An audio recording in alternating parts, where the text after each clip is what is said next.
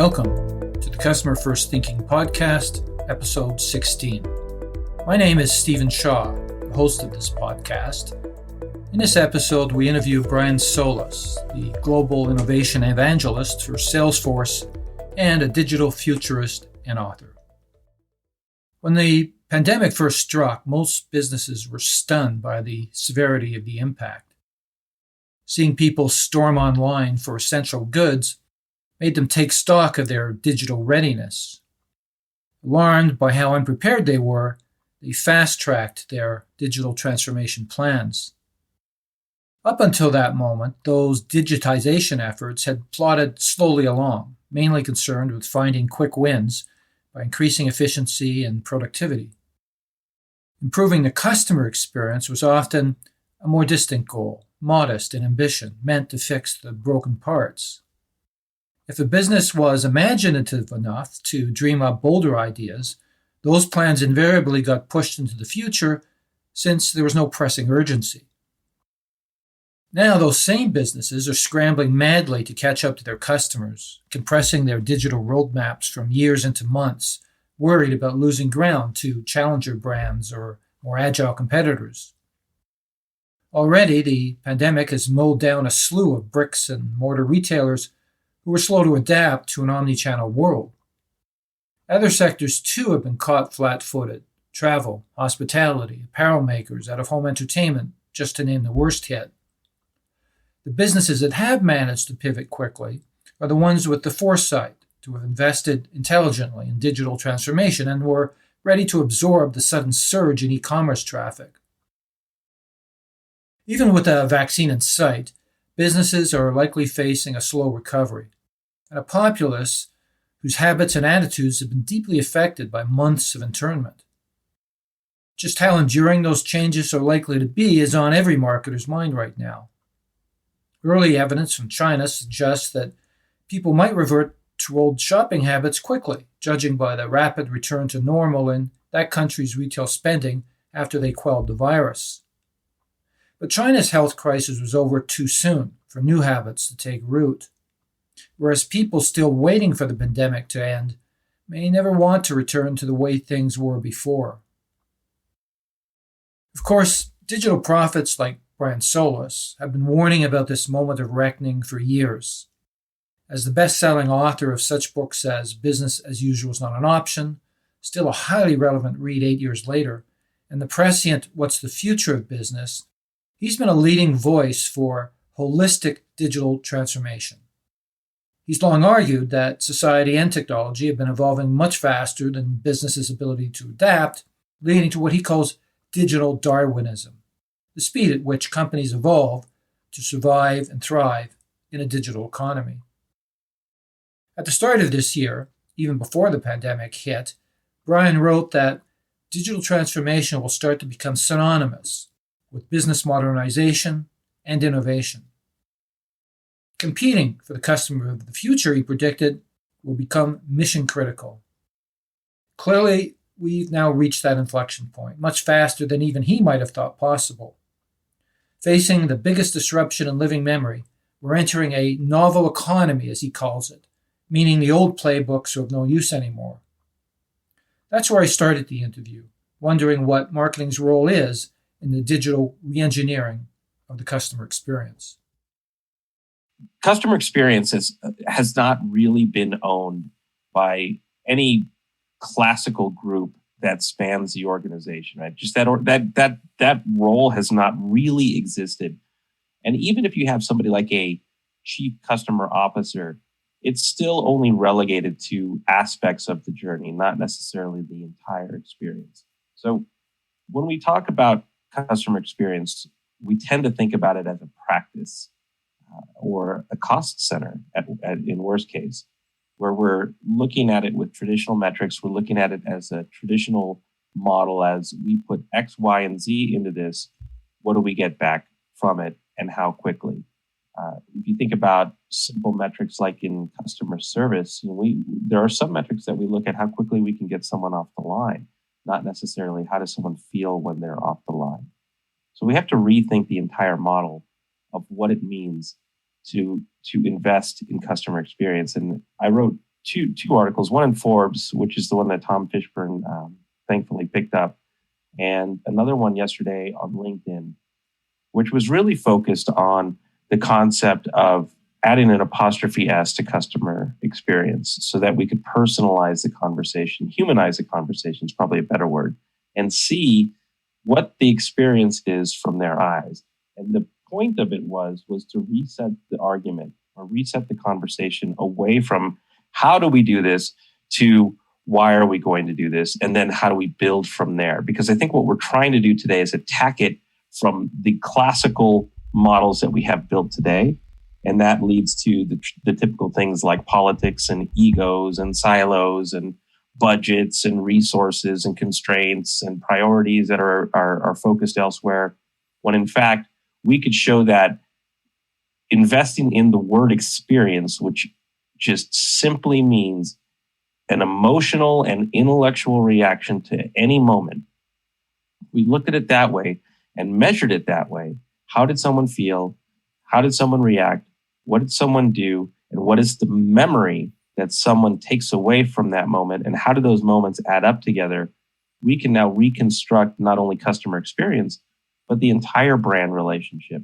From there, anyone who cares about human beings could lead the charge for bringing together the organization in a much more cross-functional way that's productive, that's optimized, that's customer-centered, that's joyful even. And then we can start fixing the broken things and start innovating in the areas that we're not investing in today. So it's complex, but it's possible. It's just we have to shift perspective. So does this current pandemic, this global crisis we're facing that all businesses are wrestling with today, I think you've said it's awakened a sense of urgency amongst businesses that some level of change is required. And I think you talk about the novel economy. You're suggesting, I think, that this is a matter of hitting the total reset button. This isn't just accelerating digital transformation. This is a total reset in how businesses have traditionally operated. Is that fair to say? It's more than fair to say. So let's take a step back. The novel economy is something that I introduced to studying these times in this pandemic. I talk about it as BC, sort of before COVID. What was the state of the world? What was the state of customer relationships? What was the state of brand? And then after disruption, AD is, instead of what we're referring to it as this new normal, is actually taking a step back again and realizing, no, this is not the new normal. This is an interim normal.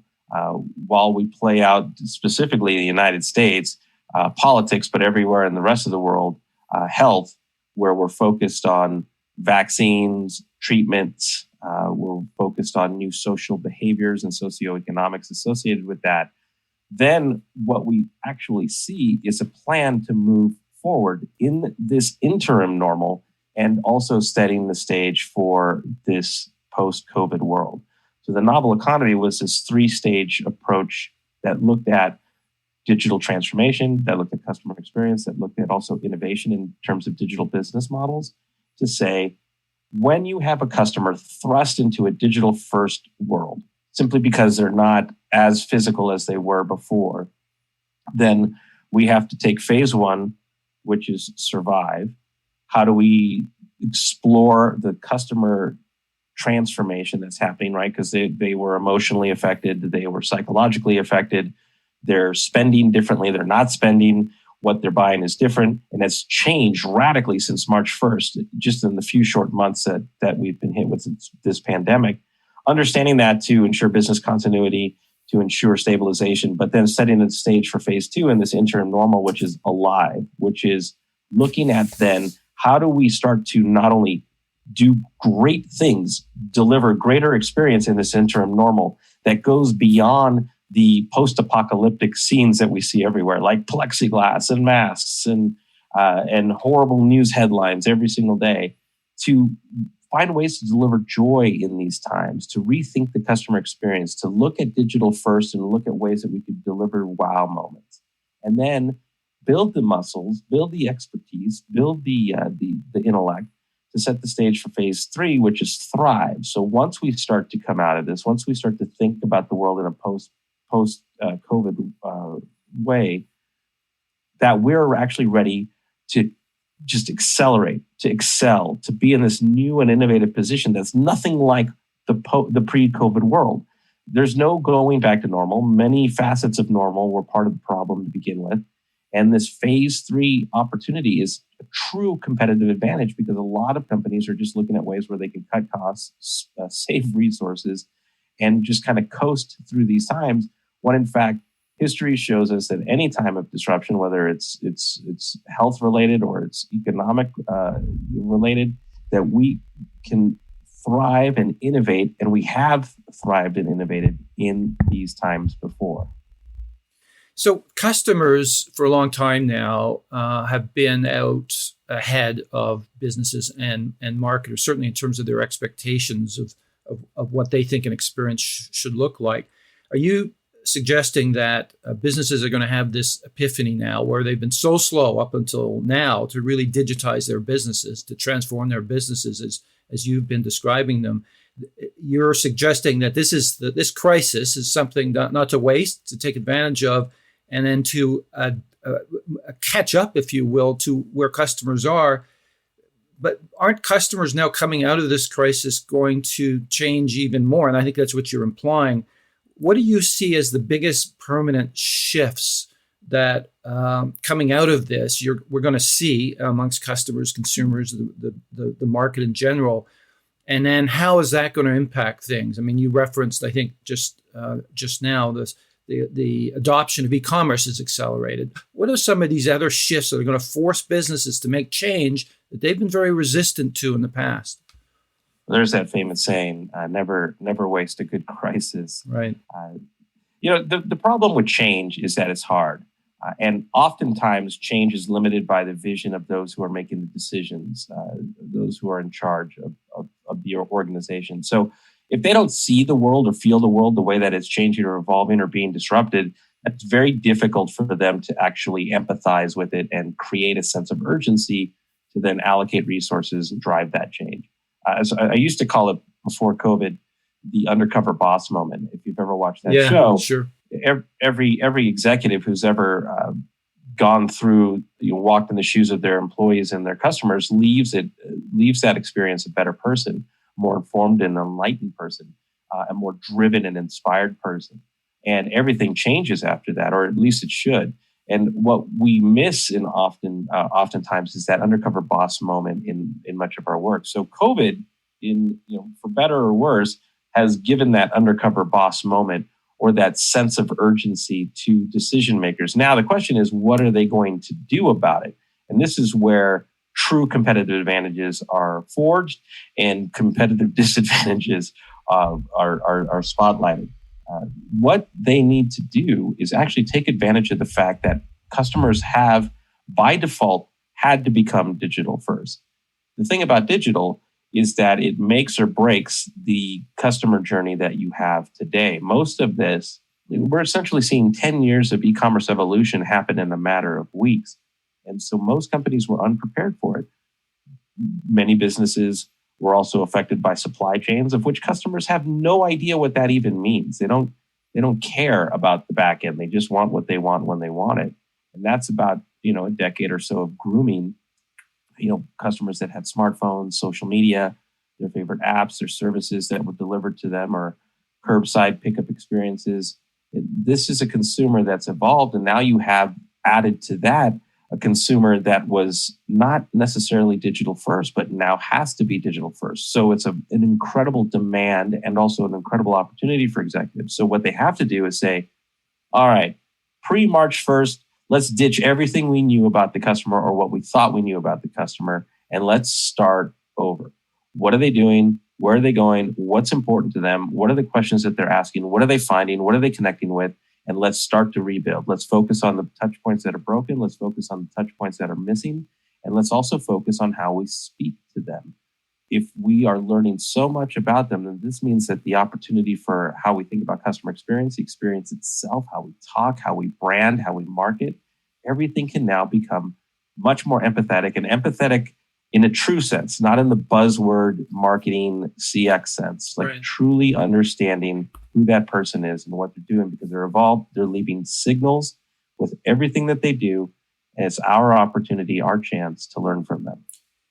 Beyond the faster adoption of e-commerce, the discovery that they can get products shipped overnight quickly, whatever they want, beyond that change in habit, is there going to be also a permanent shift in attitudes that lie beneath the surface? People's attitudes toward business, toward social interaction, toward life, really. Are people's attitudes going to fundamentally shift along with everything else here? And how will that impact sort of marketing's approach, do you think? You mentioned empathy, for example. Steve, these are great questions. They've already started to change. This is one of the reasons why I became in the 90s a digital anthropologist, because you could see how the consumer internet at the time was starting to give people experiences that they just didn't have before. And once you have these new and incredible experiences, it makes everything else before that seem obsolete or outdated.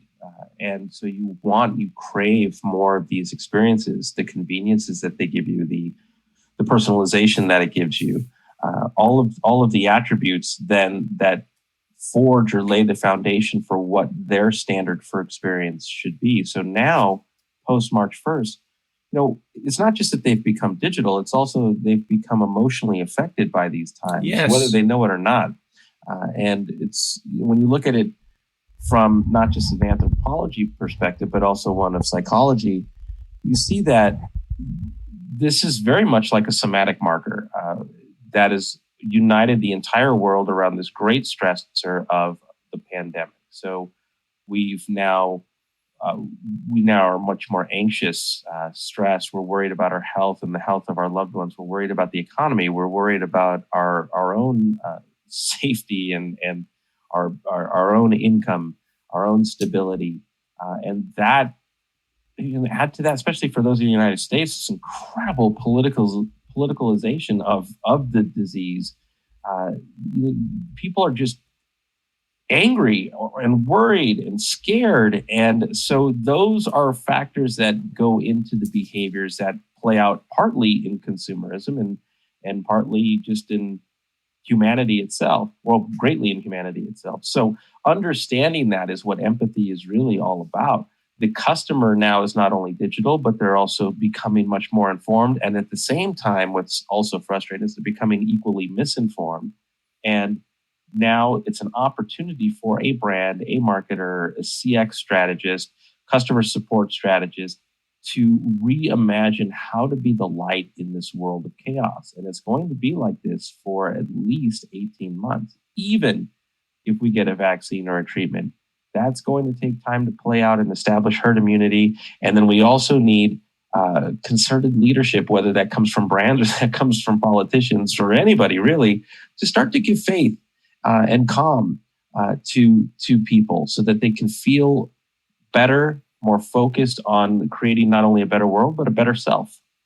So I love that expression, a better self. I wonder about this. I wonder if there's going to be just a sling back once this is all over, back to traditional consumerism, or a realization with people that you are not what you buy. And that is heretical for marketers, obviously, have spent half a century convincing people to buy stuff. And that's the other big pivot. It's so hard, and I love everything you're saying. It's just so hard to imagine right now marketers who follow, don't lead, taking a leadership position when those principles aren't close to the heart. Effectively, you're calling for a new generation of marketers to come onto the scene, really. I'm calling for it. I have been calling for it, and it's simply because the behaviors that you're seeing now, Steve, are accelerated behaviors. They're not new behaviors. Digital and what digital afforded was much more than just a matter of mechanisms. It was a matter of sort of indoctrination into a new world of possibilities, a new world of aspirations. So yes, essentially what you have had accelerate as well that we haven't talked about yet is this much more conscious consumer, let's just say. So you don't buy to become who you are, you buy who you are. Right. And that it's a total reset of the brand consumer relationship, because by default, people have to rethink. This pandemic is actually a Control-Alt-Delete for life. It's making people rethink who they are, where they are, who they become, how that aligns with who they thought they would be. And you're seeing just a real great sense of mindfulness start to play out. Well, I wish it was actually more. We have to, politics aside, this is a real opportunity to recenter who you are and who you want to be. And brands are going to have to contend with that. They have a choice in how they want to build relationships moving forward.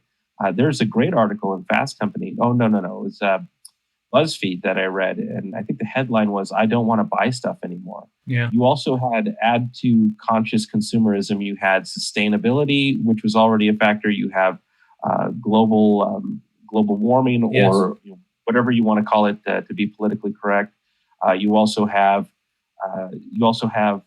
this other thing that was actually in play too that's not getting a lot of attention, which was minimalism. So you had the Marie Kondos of the world getting people to rethink their relationship with stuff, and what do you need to sustain happiness in your life. So all of these things are just being accelerated, digital on top of it, and then the conveniences that digital gives someone, and you essentially have an opportunity for a Control-Alt-Delete for brand and marketing itself. Well, and it's effectively a sea change, and I'm sensing that massive shift in sentiment as well. But there is a darker side to this, and I think the darker side is around. I think you alluded to it. Is this pervasive mistrust that also exists? So as customers are starting to shift in sentiment, they're starting to look at businesses with this. Through the eyes of mistrust. And I think that's the other thing I wanted to point out is that, truth and trust go sort of hand in glove. And I think you've said it's a precondition to have an actual customer relationship. How do brands step up and prove their integrity and not be simply seen as camouflage for selling stuff? What is you talked about brands being more empathetic, but translating that into actionable steps. What do brands do to become more relatable?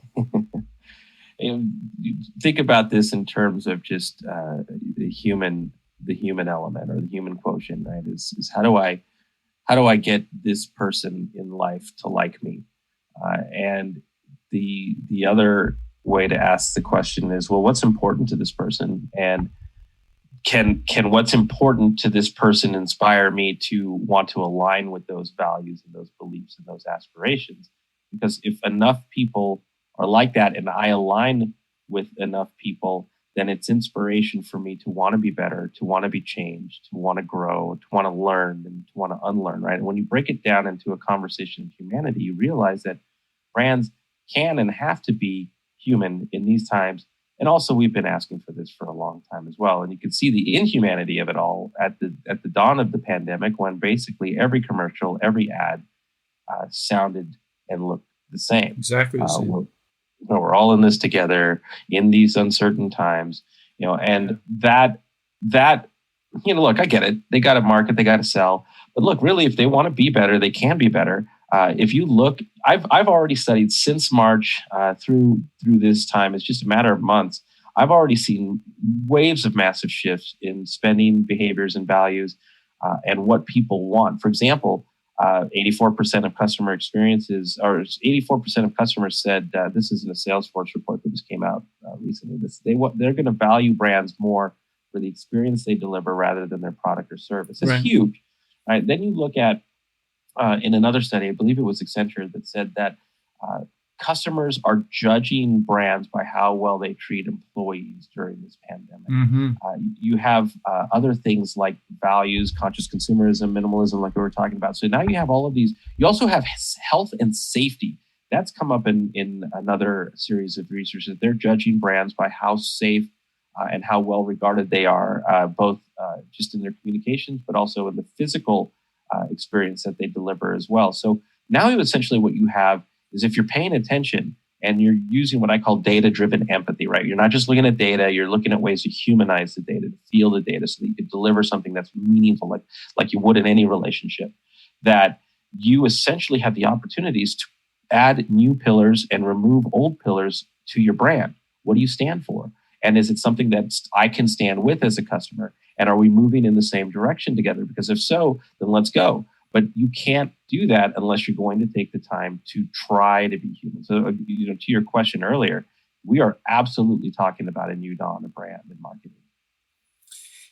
So how does marketing go from here, where it is traditionally, and where baked into their DNA is brand messaging and being a pretty picture department, to making this leap to becoming a leader here? And that's what's really required, leadership. You're not going to get it from operations. You're not going to get it from finance. You're not going to get it from any logistical part of the business. It's going to come from marketing. Yet marketing has lost its voice as a strategic influence in most enterprises that I see. How do they make this transformation? I mean, customer first thinking is all about marketing transformation, but there is a tall mountain to climb right now, considering where we are. How do they make that leap? Well, that's well. Let's start with just the intent. I think that if we think about this in any way like a startup might think about it, which is what is the market opportunity, and what does our investment in that opportunity yield us in the short term and in the longer term? And you can also project out, what is the opportunity cost of not doing these things? So we could make a financial case, especially now when in a pandemic the CFO is raised in sort of or elevated in the decision-making process. Everything has to go through the CFO filter. So we do want to make the case that actually investing in relationships is a competitive advantage. And it is, right? Historically, actually, there's a great report by Gaping Void, gapingvoid.com, that talks about how companies that build a culture of employee engagement and customer engagement, and it talks about the details of what a culture, because this is really at the end of the day what we're talking about, is how do you build a culture of an organization that puts the customer first across all facets of the organization. Exactly. And it lists out all of the everything you need.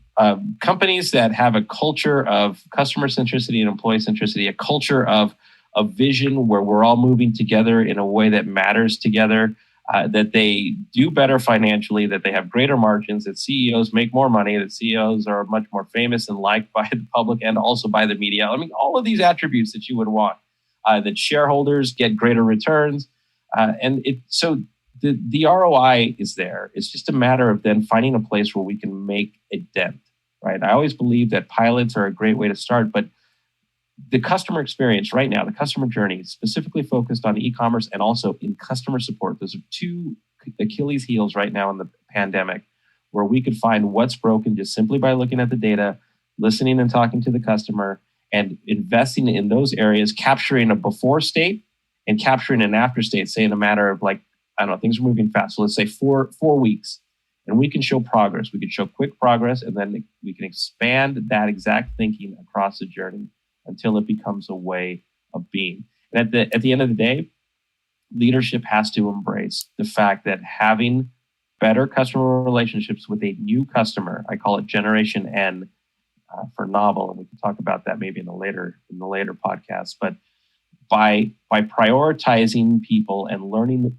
what matters to them and what doesn't matter to them, it should also recharge leadership. If leadership can't embrace this or doesn't want to embrace this, or they're stuck with stakeholders and shareholders and stuck in the panic and the chaos, then you're not going to get through that. But if you look at ways to deliver light to the customer, because the customer is what matters to you, then you will find a way, one step at a time. I love what you just said. Your career has largely been around the whole digital disruption of business and urging businesses to transform their practices. You've certainly been a key voice in that. 5G is coming along, the fourth industrial revolution, AI, et cetera, et cetera, et cetera.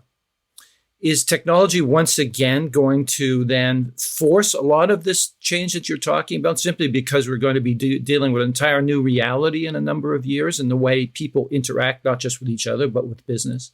Is that going to be the true transformative force? Not the pandemic, but this wave of new technologies that are arriving on our shores? Oh, man. All right, well, let's have a part 2 because there is no quick answer to this. This is actually where we've gotten into trouble going back 20 years. So the consumerization of technology, going back to the 90s with the internet, going into the early 2000s with smartphones, social media, with mobile apps, real time everything. Now looking at 5G, looking at AI automation, looking at AR, VR, computer vision. We tend to lean on the technology first as an enabler for scale and efficiency and cost savings, and not for the experience that it can deliver. And that's what inspired me to write the book X a few years ago. What's the Future of Business a few years ago? Great book. Yeah. And those were talking about experience-led technology investments, and that's completely different. So if you take everything that we talked about, if you had insights, if you had empathy, if you had a purpose for what was going to matter to people as they were evolving, and then you applied technology to that, then you've got what I call multimodal digital transformation. So operational focused for excellence for employee experience. You have digital business model innovation so that it's relevant and modern and awesome for customers and also employees. And then you have it connected by what's human-centered design, which is at the heart of true innovation. Brian, this has been everything I thought it would be and more.